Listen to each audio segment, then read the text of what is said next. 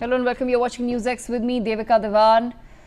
Remember, a 17-year-old boy, Sai Kumar, was shot in the head at an eatery in southeast Delhi's Amar Colony last week. He succumbed to his injuries yesterday. He died around 11:45 a.m. after being on the ventilator support system since the 27th of May. The Delhi Police Crime Branch, which has taken over the investigation, is expected to add murder sections to the FIR. The incident took place on the evening of 27th May when Sai had gone to an Amar Colony eatery with a female friend after appearing for his Class 12 examination. According to the victim's family, a group of 3 boys allegedly passed remarks at the girl, which led to a confrontation. They said the accused left the spot and returned shortly after with a firearm, assaulted Sai and then shot him in the temple. Sai had gone out with friends after exams when the incident happened.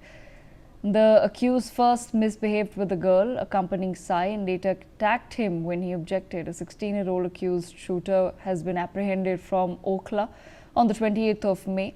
An atomic pistol was recovered from his possession. Police is now probing the background of the juvenile, who is the son of a realtor. 2 people have also been arrested, while the 4th accused remains at large.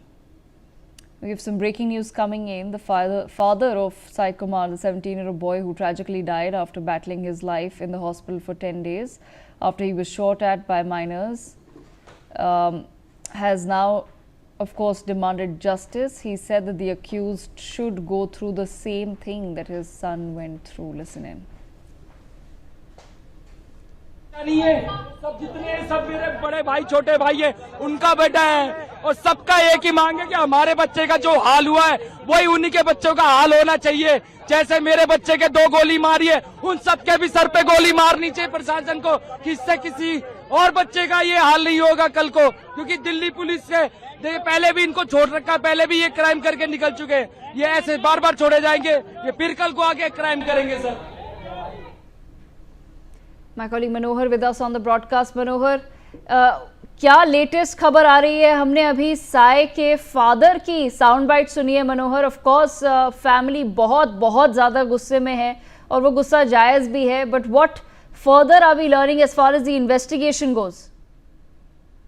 देखिए, बिल्कुल एक दर्दनाक घटना है। आप समझते हैं, देश की राजधानी में इस तरह की घटना होना भी शाम का वक्त था, 7:54 का। और उस वक्त जब किसी लड़की को अगर छेड़ा जाता है और वैसे में अगर साई प्रोटेस्ट करता है, उसको बचाने की कोशिश करता है, तो ऐसे में यश लोढ़ी और जय कुमार ने मिलकर के उसके सिर पर गोली मार दिया। और उस 26 मई की ये घटना है। उसके बाद सुनते कि कल उसकी मौत हो गई। तो इस दर्दनाक घटना और इस जघन्य अपराध के लिए तमाम सिर्फ उसके परिजन ही नहीं, बल्कि आस पड़ोस के जितने समर्थक हैं, सभी लोग उसकी डेड बॉडी को लेकर के सड़कों पर बैठे हुए हैं, छतरपुर के पास बैठे हुए हैं और लगातार मांग की जा रही है, लगातार प्रोटेस्ट किया जा रहा है कि जिस तरह से साई की मौत हुई है, जिस तरह से साई के सिर पर गोली मारी गई है, उसी तरह से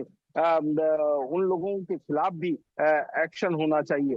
लेकिन जहां तक पुलिस का सवाल है, तो पुलिस ने उन दोनों को गिरफ्तार कर लिया है और पुलिस अब इस मामले को जिला पुलिस से क्राइम ब्रांच को सौंप दिया गया है ताकि सख्त कार्रवाई हो सके। और पुलिस ये भी चाह रही है कि इसे जुवेनाइल बोर्ड में भी ट्रांसफर किया जाए, वहां पर इसकी केस की सुनवाई हो।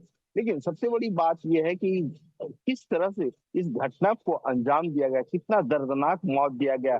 तो कोई क्या लड़का कोई इस तरह से बचाने के लिए खुलेआम सड़कों पर आएगा अगर उनके खिलाफ कार्रवाई नहीं। इसीलिए साई के पिता और तमाम जो आस पड़ोस के लोग हैं, वो सड़कों पर उसकी डेड बॉडी को लेकर के प्रोटेस्ट कर रहे हैं। जी।